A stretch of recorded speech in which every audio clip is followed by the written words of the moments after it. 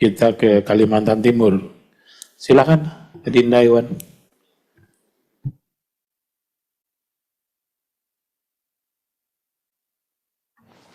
Bismillahirrahmanirrahim. Assalamualaikum warahmatullahi wabarakatuh. Yang saya hormati Ketua Komisi 5 DPR RI, pimpinan Komisi 5 serta rekan-rekan anggota Komisi 5 yang saya banggakan. Yang saya hormati Menteri Perhubungan Republik Indonesia, Pak Dirjen, Pak Sekjen, dan seluruh jajaran Kementerian Perhubungan yang saya cintai dan banggakan. Tentu seperti kawan-kawan yang lain saya juga mengapresiasi.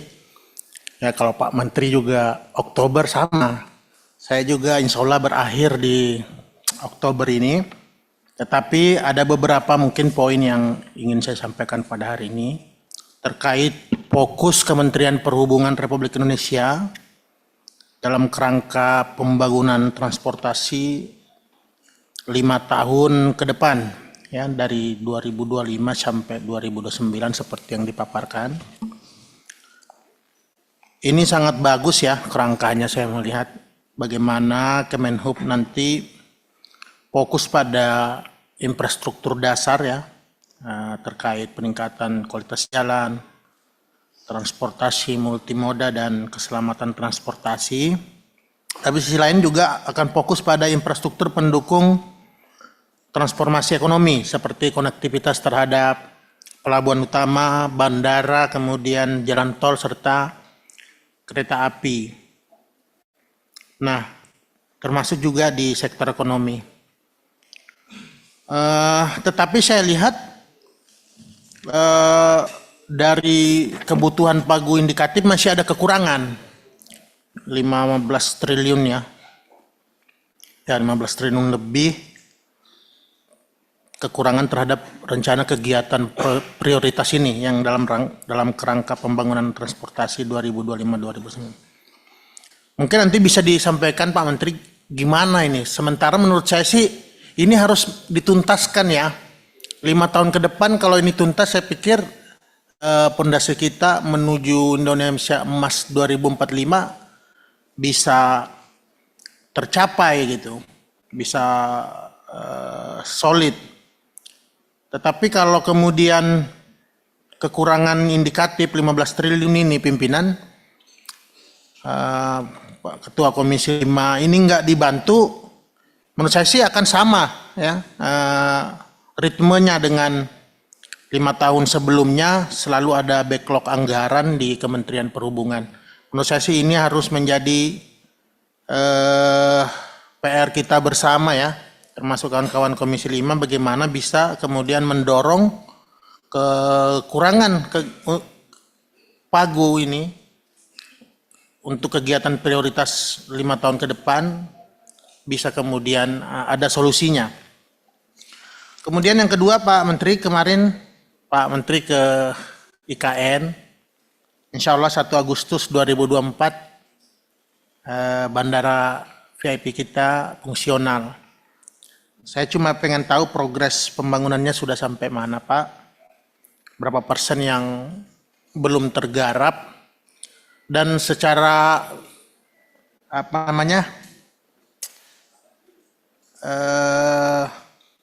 psikologisnya saya mau tanya, ini pekerjaannya normal atau terburu-buru nih Pak Menteri, karena ini kan bicara mengenai quality control kan, kalau terburu-buru nanti kualitasnya gimana. Tapi kalau memang 1 Agustus itu fungsional tapi dalam kondisi pekerjaannya normal, saya pikir kita semua yakin kualitasnya terkait keamanan dan keselamatan saat digunakan perayaan HUT kemerdekaan nanti, para pemimpin-pemimpin kita menggunakan itu insya Allah semuanya selamat dan aman.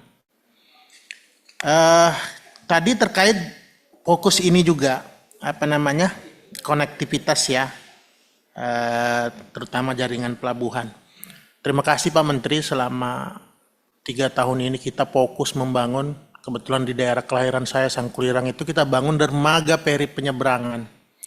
Itu nanti sekaligus menghubungkan kecamatan di kabupaten ini, tetapi berdasarkan diskusi ya dengan teman-teman BPTD di Kaltim, dengan Dirjen Perhubungan Darat juga, insya Allah dermaga peri penyeberangan ini insya Allah ke depan bisa malah antar provinsi, ya dari Kaltim misalnya ke Sulteng, bisa ke Sulawesi Selatan.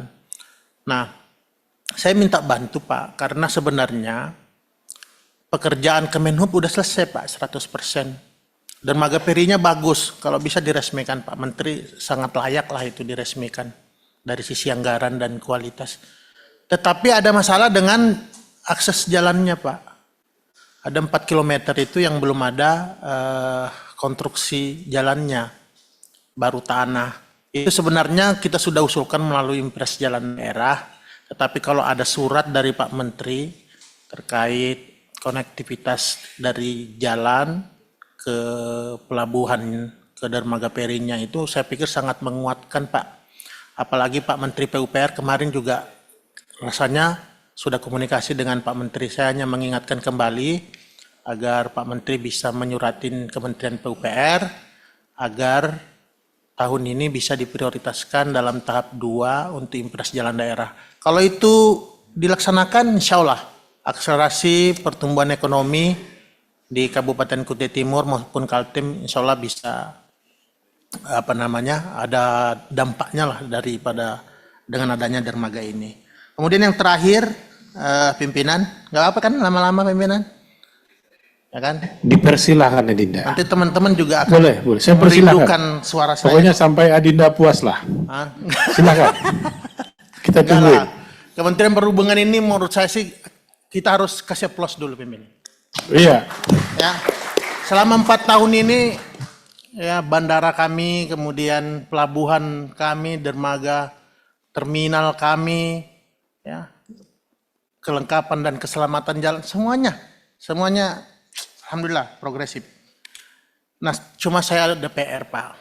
Saya lahir di Sangkulirang di Kutai Timur, sebuah kabupaten yang luasnya 31.240 km persegi. 3,5 juta hektar Pak, lebih luas daripada Jawa Barat dan Banten digabung. Ya. Kontribusinya juga terhadap Republik ini nggak main-main. Tambang batu bara terbesar di Asia Tenggara itu ada di Kutai Timur.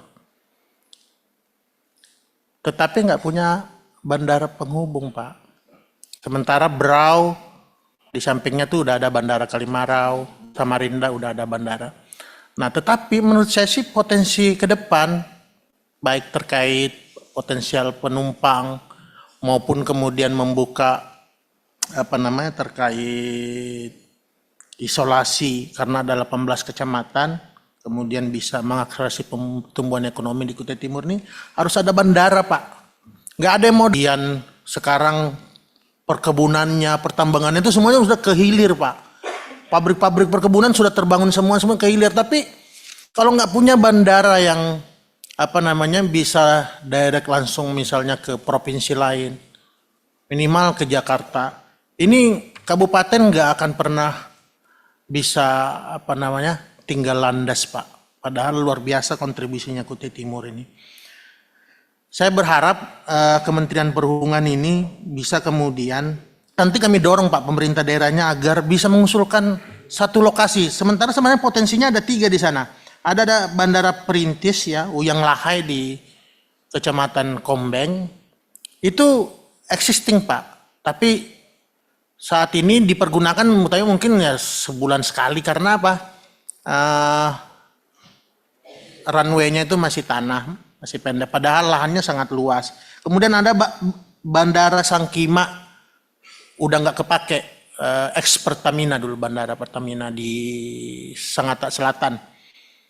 Kemudian ada Bandara Tanjung Bara, bandara private PT Kaltim Primaco. Ya dari 3 ini sebenarnya kalau mau kita kembangkan seperti Bandara Kalimarau atau misalnya Bandara APT Pranoto, ini sangat bisa Pak. Harapan saya ada satu bandara penghubung di Kutai Timur ini, dan ini saya yakin kalau bisa terwujud ini sangat bermanfaat baik Kaltimnya maupun sebagai daerah pendukung IKN nantinya. Mungkin itu aja harapan saya Pak. Kalau ini bisa terwujud, saya ini bisa tidur tenang ini Ketua. Yang APBD-nya juga 9 sampai 11 triliun Pak. Jadi kalau mau KPBU ataupun misalnya buat sendiri, kalau nanti bupati terpilihnya bisa prioritaskan ke sana, ini bisa terbangun. Mungkin itu pimpinan yang saya sampaikan. Ya saya juga takutnya nggak sempat ini, jadi saya kalau ada salah selama ini juga mohon maaf.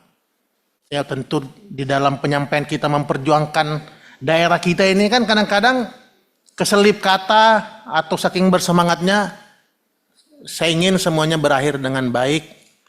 Tapi Pak Bagio sama saya baik kok. Ya. Mungkin ya namanya manusia Pak Syafruddin ya. Tapi momen Lebaran Idul Adha ini baiknya kita semua saling memaafkan. Kurang lebihnya saya mohon maaf. Wabillahi taufiq wal hidayah. Assalamualaikum warahmatullahi wabarakatuh.